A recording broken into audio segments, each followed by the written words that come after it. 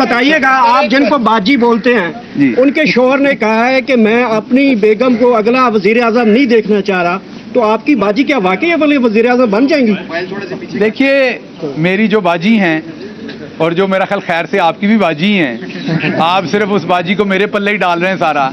शुक्र है हमारी बाजी की शादी हो गई हुई है, नहीं तो जितनी ज़बरदस्ती आप उनको सिर्फ मेरे अकेले की बाजी बना रही हैं तो मुझे तो जहेज भी देना पड़ जाना था।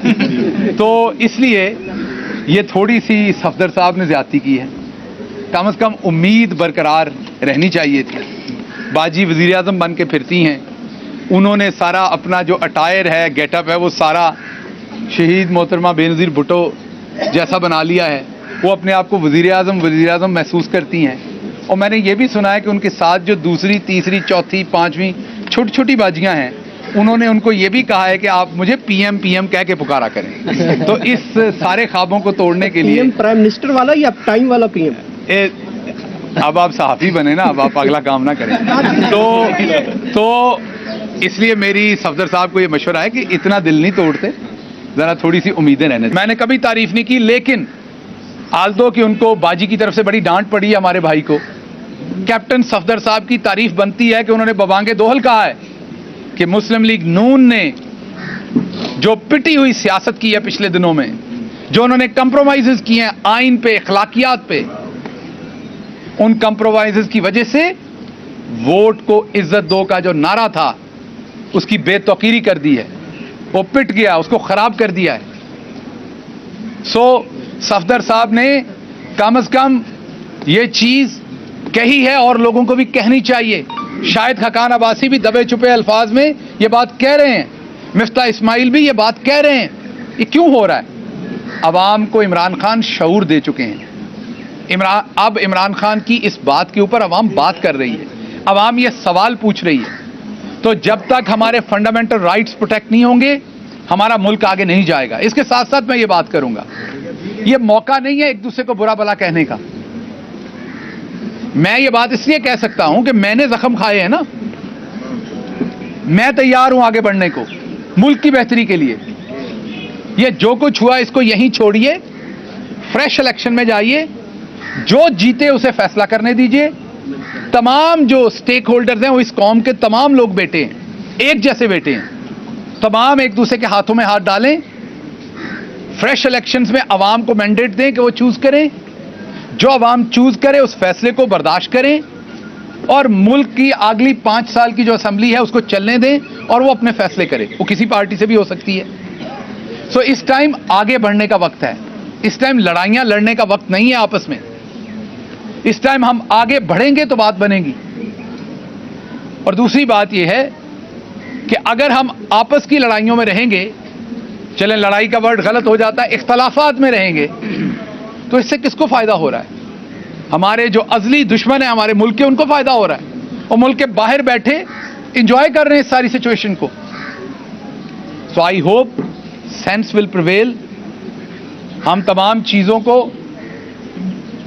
कौमी, हमारी जो कौमी यगानगत है, हमारी जो हुब्बुल वतनी है, हमारी जो हमें जो कायदे आज़म रहमतुल्लाह अलैह ने एक लड़ी में परोया था, हम उन चीज़ों को सामने रखते हुए एक नया सोशल कॉन्ट्रैक्ट करते हैं एक दूसरे से, और जो हमसे पीछे गलत हुआ उसको भूलते हैं और आगे चलते हैं ताकि आम आदमी की ज़िंदगी में कोई आसानी हो सके, आम आदमी कुछ बेहतरी का काम कर सके। इसलिए जब तक हम अपने फंडामेंटल राइट्स को प्रोटेक्ट नहीं करेंगे, हम तो ऐसी लड़ाई में पड़े हुए हैं, यहाँ पे माइनॉरिटी की तो कभी बात ही नहीं होती।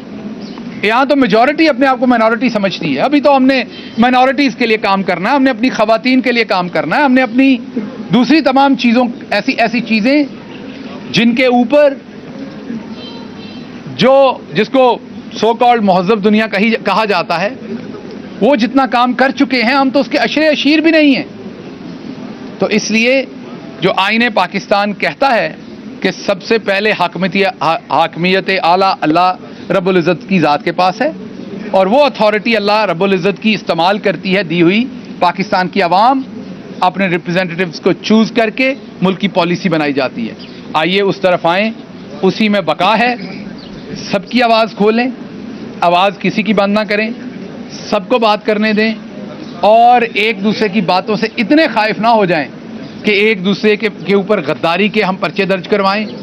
और वो तमाम लोग जिनके खून का एक एक कतरा इस मुल्क के लिए है, जब आप उनको गद्दार कहते हैं, उनको गद्दारी का लेबल देते हैं, तकलीफ होती है, परेशानी होती है उनको इस बात की। पॉलिटिकल डिफरेंसेस में आपको भैंस चोरी का पर्चा कर लें, साइकिल चोरी का कर लें, चले इंसान उसको भुगतता है, निकल के आ जाता है, लेकिन ये जो आप गद्दारी का टाइटल देते हैं ये तकलीफ दे होता है किसी भी सिटीजन के लिए। ना ये आइंदा होना चाहिए, ना ये अब होना चाहिए। कोई सवाल आज? एक तरफ तो आपको मीडिया ब्लैकआउट का सामना करना पड़ा है, दूसरी तरफ आप एक पार्टी के सीनियर रहनुमा थे, हर मीटिंग में नजर आते थे, लेकिन अब कुछ इस तरह लग रहा है कि पार्टी की तरफ से भी आपको ब्लैकआउट किया जा रहा है कि आप ना पार्टी की किसी मीटिंग में मौजूद नजर आते हैं, ना तो आपकी जब भी प्रेस कॉन्फ्रेंसेज होती हैं पार्टी रहनुमाओं की, बड़े जो प्रेस कॉन्फ्रेंस करते हैं उसमें भी आप अगर मौजूद बात करें तो वो भी वहाँ से चले जाते हैं। तो क्या मसला है? एक तरफ मीडिया ब्लैकआउट, पार्टी भी क्या अब आपकी तरफ से जो है वो छोड़ती जा रही है? देखिए, इसको मैं दो हिस्सों में इस सवाल का जवाब दूं। पहला हिस्सा तो ये है कि ये तो तकरीबन पूरे पाकिस्तान को पता है, आप इस्लामाबाद में रहने वाले लोगों को पता है कि शहबाज गिल थोड़ा सा डिफरेंट स्पीशी था, अच्छा था, बुरा था, डिफरेंट था और डिफरेंट है, ये आप सबको पता है। शहबाज गिल इस पॉलिटिकल कल्चर का अमूमी हिस्सा नहीं था ना। शहबाज गिल, यहां पर अक्सर लोग कहते हैं मैंने तनख्वाह नहीं ली, लेकिन तनख्वाह ना लेके वो और जो कुछ लेते हैं ना हुकूमत में रह के, वो आपका तसव्वुर भी नहीं। शहबाज गिल ने ऐसी कोई मुराद नहीं ली। शहबाज गिल ने ना तनख्वाह ली, ना कौम पे किसी और तरह से बोझ बना। शहबाज गिल एक नजरिए पे इमरान खान के साथ खड़ा हुआ है। नजरिए में आपको इस चीज की तकलीफ नहीं होती आप कहां खड़े हैं, कितने नंबर पे खड़े हैं, किस जगह खड़े हैं, आपको कौन सा बिल्ला लगा हुआ है, आपको कौन सा टाइटल लगा हुआ है। आप नजरिए की जंग कर रहे होते हैं। मेरा तो बिल्ला और टाइटल सबसे अच्छा था जो मैं अमेरिका में पढ़ाने का काम कर रहा था। मैं जो आसूदगी की जिंदगी गुजार रहा था वो तो बहुत ही अच्छी थी, लेकिन अब मैं जिन मसाइब में से गुजर रहा हूं, अब मैं जिस तरीके से अदालतों में से गुजर रहा हूं, उसका और इसका तो जमीन आसमान का फर्क है। रही बात, आपने कहा कि मैं नजर कम आता हूं, तो मैं क्योंकि अदालतों में आपको नजर आता हूं। कल भी अदालत में था लाहौर में, परसों भी अदालत में था, आज यहां हूं। कल संडे की छुट्टी है, मेहरबानी है, छुट्टी कर दी हुई हुकूमत ने। अगर कल होती मंडे को मैं मंडे को फिर आऊंगा, मैं मंडे को दोबारा अदालत में हूँगा लाहौर के अंदर। और अभी जज साहब शायद कह रहे थे कि वो ट्यूसडे, वेडनेसडे, थर्सडे फिर कोई तारीख इधर डालेंगे। आपका सवाल आ गया, मैं बिल्कुल बहरा नहीं, मैं बिल्कुल बहरा नहीं हूँ, मैं बिल्कुल बहरा नहीं हूँ, मुझे आपका सवाल आ गया। और आप क्योंकि मेरे से छोटे हैं तो मैं आपको बताऊंगा कि अच्छा जर्नलिस्ट एक ही दफा सवाल पूछता है, क्योंकि वो क्लियर सवाल पूछता है और उसका जवाब मैं आपको दे चुका हूं कि मैं अदालतों में मसरूफ हूं, अपने मुकदमात का सामना कर रहा हूं, और मैं जो हूं वो ऊपर अल्लाह पे बिलीव करता हूं और नीचे अपने नजरिए पे बिलीव करता हूं। फैसल वाडा साहब ने कुछ सबको का नाम लिया है, आपने पार्टी में कुछ सबको का नाम लिया, उनका बताइए नाम क्या है? फैसल वाडा साहब बड़े आदमी, उनका जहान और है, मैं तो एक आम सा मिडिल